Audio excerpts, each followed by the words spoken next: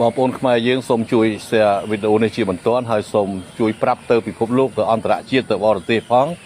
បាទរូបភាពនេះគឺជារូបភាពរបស់យោធាក្មេងៗរបស់ថៃ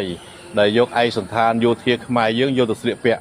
ហើយក្រោយពេលស្លៀកពាក់ឯកសណ្ឋានយោធាខ្មែរយើងហើយបញ្ជូនពួកគេឲ្យមកវាយជាមួយខ្មែរយើង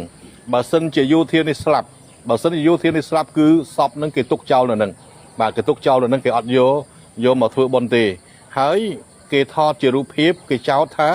យោធាខ្មែរយើងចូលឈ្លានពានទឹកដីគេត្រូវបានគេបាញ់សម្លាប់នៅលើទឹកដីគេទៀតអានេះគឺជាគំនិតដ៏កខ្វក់បងប្អូនណាអញ្ចឹងសូមឲ្យយល់ថា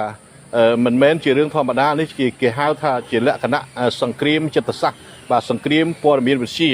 បាទបំភ្លៃការពិតអុចអាលញុះញង់ទៅកាន់ពិភពលោកឲ្យមានការយល់ច្រឡំថា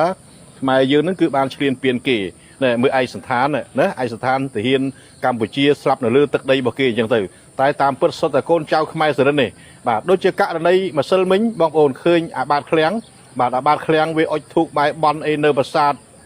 នេះបាទប្រាសាទតាកបីណាគឺមិនមែនជាការពិតទេណែ Studio បងប្អូន Studio សុទ្ធបាទវាថតនៅ Studio វាហើយវាទៅកាត់តនៅប្រាសាទតាកបី